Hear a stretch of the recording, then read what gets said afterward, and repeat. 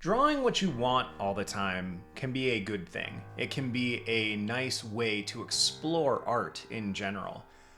But I would venture to guess that we actually accomplish more and tread in more unfamiliar territory when we work from things such as assignments or prompts. In fact, this drawing here is from Smogist in 2024, a challenge where you draw a dragon every day.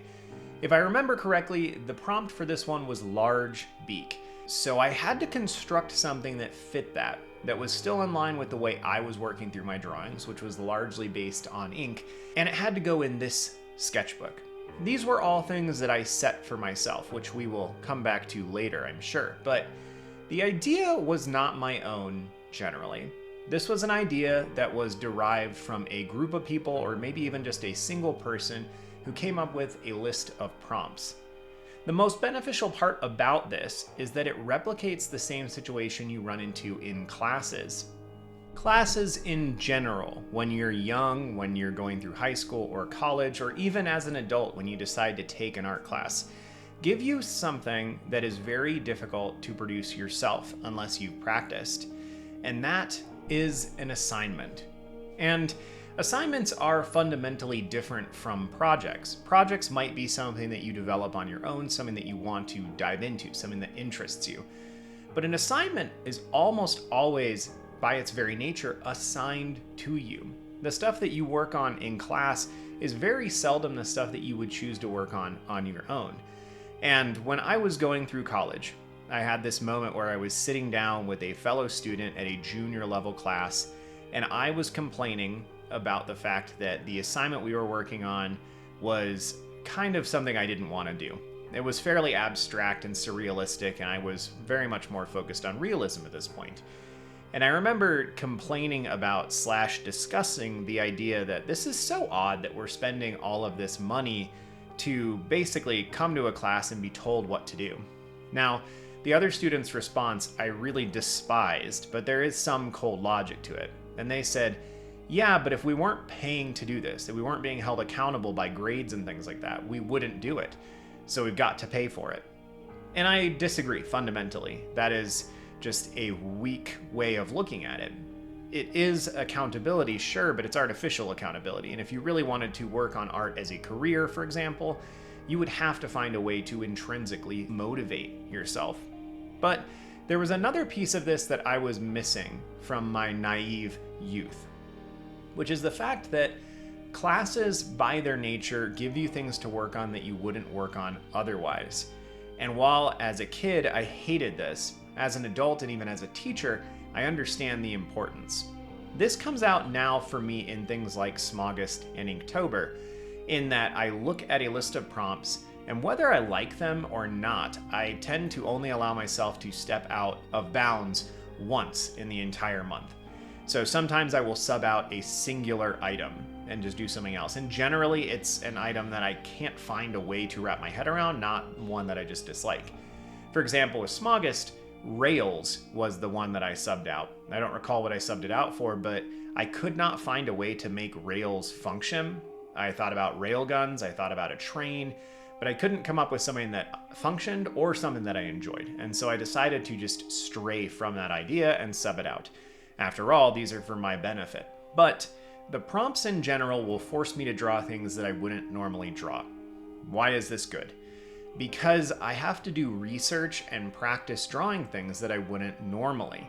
This means that my repertoire grows, that the quantity of things that I am capable of producing or have backlogged in my library visually is ever increasing.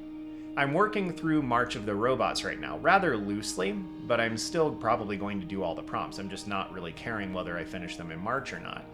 I've already drawn some robots that are very different from a lot of the ones that I've been working on recently, and I found a gap in my knowledge, and this gap is action poses. I tend to do most of my robots, most of my dragons, as a singular standalone piece, and that's it. And there's nothing wrong with that. But I want to be able to work on some graphic novels and comics and stuff in the future, and in order to do that, I'm going to have to start practicing interactions between environment and character, character and character, and character and self. And this means that I'm going to have to start practicing some different things. So with some of the robots that I'm going to finish off in March of the Robots, I am actually going to try to do some more action-oriented poses. And I think I'm finally ready to start studying composition more thoroughly. After all, you're always learning as an artist. And though you might look at my work and go, you got some catch up to do, or you might look at my work and go, I wish I could do that, it doesn't matter where you are artistically. You're always going to be working toward new things. It's just kind of an inbuilt trait that we have. But these prompts force me as an adult who doesn't have to worry about grades, who isn't paying for classes anymore, to do things that are outside of my norm. I talk about this a lot on the channel. In fact, if you've listened to me for any amount of time, you've probably heard that feedback before, that it's beneficial to work on things that are outside of your norm, not necessarily your comfort zone. I have some difficult feelings about that term and about pushing people out of it. I think if you are in a safe and comfortable space, it's a good thing generally. But we're not all in good and safe and comfortable spaces, and so that becomes a little bit more fraught. But working on prompts, on subject matters, on strategies that are outside of your normality when it comes to art is a really beneficial thing. And sometimes these prompts can replicate classes in that way, replicate what a good teacher will do in the class by forcing you into situations that you wouldn't normally have forced yourself. I want to come back to something I said earlier at the beginning of this sketchbook session though, as well, which is setting rules for yourself. Like I mentioned, I'm doing all of the pieces with Smogist, I did all the pieces with Inktober, I'm doing all the pieces with March of the Robots in ink. And in general, they all go into a singular sketchbook as well, which is just for ink. I'm allowed to use color, I'm allowed to do undersketching, but I'm not allowed to stray from ink. What do I mean allowed though? That doesn't seem to make any sense. This is something that I've decided upon for myself. And that's the thing. I have arbitrarily and artificially created these rules for myself. And I've done this specifically because it's very, very hard without a teacher, without a list of prompts, to force yourself into doing things that are outside of your norm. And so I've created a situation where I am confining myself to something. I used to do this in the past as well when I was working on references all the time. And my general rule of thumb was if I looked at a reference and went, oh crap, that looks really difficult, that meant I had to do it. And so there were some comical moments of me sitting with my friends or even around students where I would just be like, oh no. And they go like, what? Like, oh, well, I don't want to do this piece, so I have to. Sometimes it would be a really difficult pose, a figural drawing, or something, with fur that I just didn't know how to solve. Those were rules that I artificially imposed on myself because they forced me to do things that were uncomfortable. They forced me to do things that I couldn't do at that moment so that I would be working on things that would gradually lead to my improvement. And I think this is a wise thing to do. This should, of course, be done in measure based on where you are and who you are as a person. But I would encourage you, whatever you're working on for growth purposes, artistically, to create some artificial rules for yourself. And I say this specifically the way that I'm saying it for a reason. Wherever you are in your art journey, I don't think you can do this if you're really, really early on, and it's really easy to overdo this and to make yourself just endure a tremendous amount of pain when it comes to art. And considering art is painful by its nature, that it's already hard and difficult and it's fraught with all these dangers, you don't need to put too much of that onto your artwork. But whatever your measure is that you are able to tolerate, I would start implementing some of these things. Start giving yourself artificial rules. It might be as simple as you have to do 10 minutes of sketching before you can draw your favorite anime characters. It might be that for every female you draw a male. It might be for every horse you go draw a creepy crawly invertebrate, something like that. It can be whatever you want it to be, but it should be kind of tailored and aimed towards things you want to get better at. I want to get better at poses. I want to get better. Well, let's start actually with what I'm working on in this sketchbook session and some of the stuff that you might have seen on the channel in the last year. I want to get good enough at drawing these ink situations, these environments, that I'm able to put together a children's book. That's why all of the Inktober drawings look the way they do. For the dragons, I want desperately to be able to design creatures, partly for the novels that I'm working on, but also just because they're cool. and because you never really grow out of loving dragons and dinosaurs.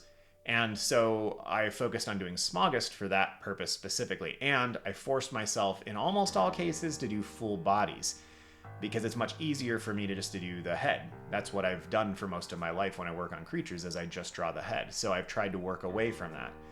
Now, as I'm moving into the March of the Robots, as I'm looking at the whatever challenges I take on up until October this year, I'm going to be working a little bit more heartily on characters interacting with environments and composition. And then, of course, in the near future, I'm sure I'll sit down and work more thoroughly on expressions, on getting my robotic characters to be more emotive. That, of course, is a big task to take on, and I'm going to try not to take on all of it at the same time. But as I start moving toward those, it will probably be a new arbitrary rule, that every robot I draw has to be in a pose rather than just standing there. That every character I draw has to be doing something or expressing something rather than just existing. And I will try hard to hold myself to this. And this is not a prompt necessarily. It's an artificial rule. But I would argue honestly that the prompts from Smogist, from March of the Robots, from Inktober, they're all the same kind of thing, the same kind of idea. They are something that is imposed upon you, generally in those cases from the outside, but the artificial rules are from the inside, in a way that forces you to accomplish and learn new things. And I think that is a really tremendously beneficial thing for us as artists, especially if you're focused on improving and getting better. So I would encourage you, try to develop some rules for yourself in your artwork, things that will be self-imposed, that will be tailored specifically for you to get better at the things you want to. And if you have any, or if you have any ideas, I would love to hear about them in the comments below. And if you don't have any ideas, maybe just share whatever it is that you want to get better at and whatever it is you want to work on. And maybe we can have a little discussion in the comments. Well, as always, thanks for being here. And thank you to my patrons as well who are on the screen right now. If you want to check out my Patreon, it's linked in the description down below. It gives you access to some behind the scenes things, what I'm working on, the ability to vote on upcoming content, sometimes some polls, and even sometimes videos that are exclusive there. But mostly it gives you the ability to support what I do here. Please feel free to check out the Discord link as well. It's totally free and it's an artistic community that you can join, share your work, and see work from other artists. Especially important if, like me, you're a little bit older and you lack the community perhaps that you found when you were younger and in school. Just check it out if you want. Have a good one, y'all. See you soon.